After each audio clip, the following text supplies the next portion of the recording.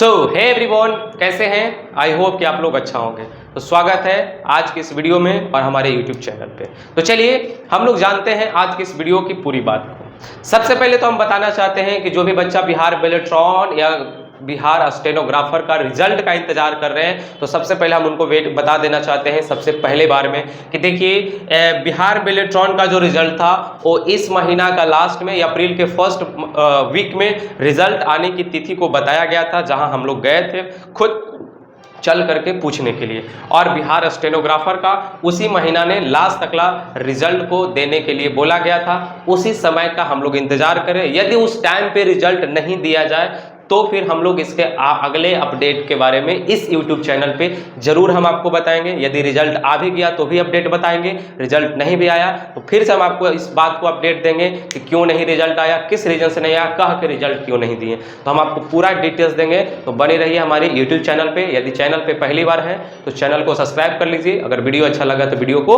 Like कर लीजिए। चलिए आज की इस वीडियो को शुरू करते हैं। एक सिस्टर ने मुझे बहुत दिन पहले कमेंट किए थे कि सर बिहार बेलेट्रॉन स्टेनोग्राफर का जो तैयारी है वो कैसे करें, इस पे एक जरूर वीडियो बनाइए कि उसका एग्जाम कैसे होती है, उसके एग्जाम को ऑडियो सुन के दिया जाता है या कैसे या किसी और चीज के माध्यम से दिया जाता है। इस पे एक कंप्लीट वीडियो बनाएं जरूर। हम आशा करते हैं कि आप लोगों का इसी तरह का कमेंट का हम इंतजार करते हैं, ताकि मुझे लगता है कि आप नॉलेजेबल कमेंट करिए, ताकि मुझे उस कमेंट पे काम करने में या वीडियो बनाने में मुझे अच्छा लगे, कि ताकि कोई ऐसे हमारे यूट्यूब पे समझदार या कोई अच्छे लोग हमारे यूट्यूब चैनल को भी देखते हैं, जिनकी एक मन में उत्साह होता है, किसी चीज को पूछने का हिम्मत होता है, किसी चीज को जानने का जुनून होता है, और मैं इस तरह का कमेंट पे एक वीडियो बनाए और इस तरह के वीडियो पर हम मेहनत करें, ताकि हमारा मेहनत भी किसी के काम के लायक बने और उसकी एक इंफॉर्मेशन के लायक बने। तो चलिए आज की वीडियो शुरू करते हैं उन सिस्टर के लिए, और लास्ट में बनी रहिए, आपके लिए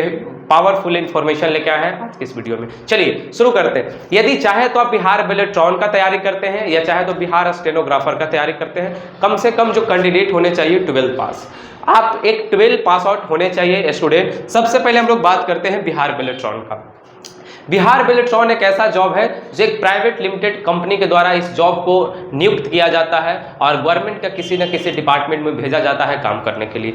इस जॉब को अगर आपको लेना है तो इसके लिए आपको कंप्यूटर का कोर्स आना चाहिए, कंप्यूटर नॉलेज आना चाहिए, जिसमें कंप्यूटर यदि आप ADCA क्लास करते हैं तो आपको 90% बिहार बेलेट्रॉन जैसे एग्जाम को क्वालिफाई या कंप्लीट करने में आपको सहयोग करता है, जो कि हम यहाँ पे ADCA क्लासिंग करवाते हैं। अभी आप जुड़े हुए ADCA से सारे कंप्यूटर क्लास जैसे बिहार बेलेट्रॉन या स्टेनो या अन्य कंप्यूटर सरकारी एग्जाम्स की तैयारी करवाते हैं, या प्राइवेट जितने भी कंप्यूटर पे हो रहे हैं काम, इन सारे कामों के बारे में सिखाते हैं। तो इन सारी चीजों के बारे में अगर आपको जानकारी लेना हो तो दिए गए डिस्क्रिप्शन नंबर पे कॉल कीजिए, और कॉल करके इन सारी चीजों के बारे में, फी, बैच, ड्यूरेशन, इंस्टॉलेशन, सारी चीजों के बारे में आप जानकारी आप हमसे ले सकते हैं डायरेक्टली दिए गए डिस्क्रिप्शन नंबर पे कॉल करके। तो चलिए हम लोग बात कर रहे थे बिहार बेलेट्रॉन पे। तो बिहार बेलेट्रॉन वैसे कैंडिडेट फॉर्म भर सकते हैं जो 12 पास है और जिन्हें कंप्यूटर सीख रहे हैं। जब भी बिहार बेलेट्रॉन का वैकेंसी आता है तो इसके बिहार बेलेट्रॉन साइट पे इसकी नोटिफिकेशन को अपडेट कर दिए जाते हैं, उस पर जाकर के आप देख सकते हैं। इसको क्वालिफाई करने के लिए आपके पास कंप्यूटर नॉलेज होना चाहिए, जहां अगर आप एग्जाम देते हैं तो आपसे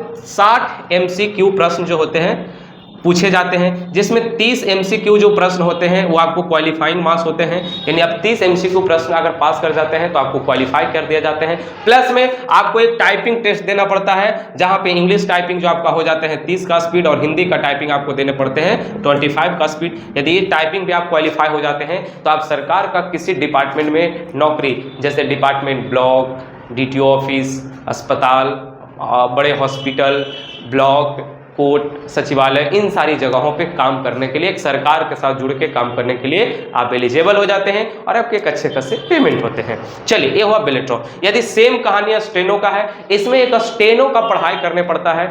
स्टेनो एक तरह से सिंबल भाषा आप जिसे कह सकते हो, एक ऐसा स्टेनो भाषा होता है। बहुत लोग तो हम इस वीडियो में नहीं बता पाएंगे कि स्टेनो कैसा होता है, क्या होता है, लेकिन ऐसा जरूर बताएंगे।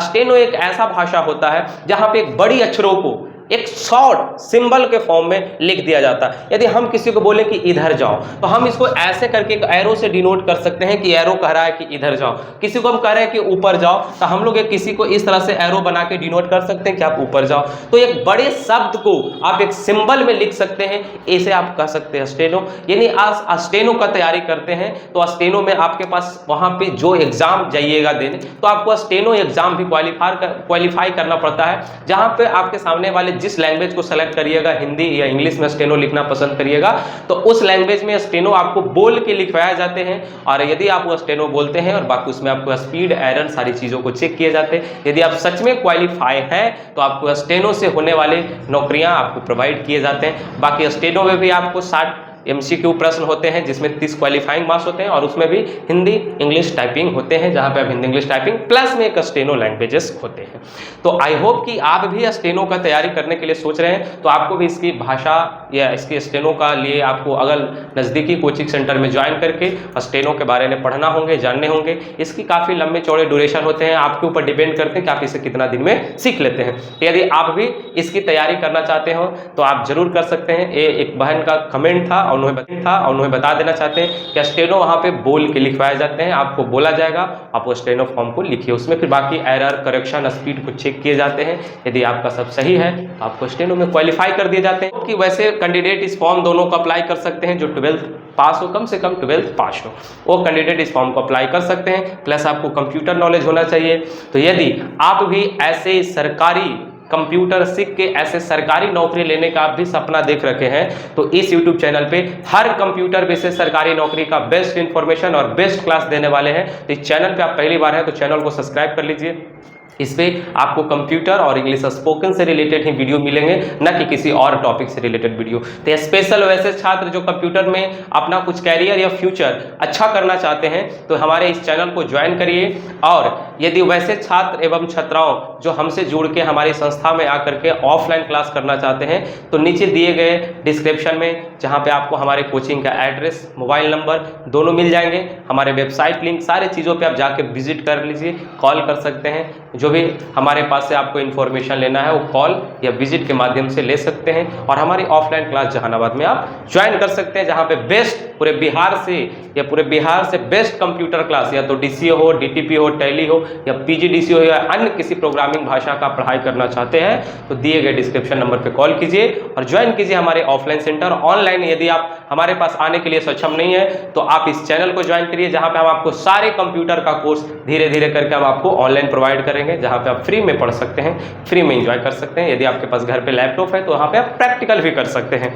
तो आई होप कि इस वीडियो से आपकी इस सारी बातों का जवाब मिल गया होगा। तो आखिरी ने और एक लास्ट पॉइंट वैसे भाई, वैसे बहन या वैसे साथियों के लिए बताना चाहते हैं कि जो स्टूडेंट इस बार बिहार सरकार के द्वारा निकाले जा रहे हैं PGDCA का बहाली, कि PGDCA किए हुए कैंडिडेट कंप्यूटर शिक्षक को बहाली को भर सकते हैं, या जो BCA MCA किए हुए हैं वैसे कैंडिडेट भी भर सकते हैं। यदि आप 12th के बाद आप ग्रेजुएशन कर रखे हैं, आपके पास कंप्यूटर डिग्री नहीं है, यानी जो PGDCA नहीं है, तो आप आने वाले कंप्यूटर शिक्षक का बहाली को नहीं भर सकते हैं। यदि आप भी हमारे एजुकेशन सेंटर से PGDCA करना चाहते हैं, सबसे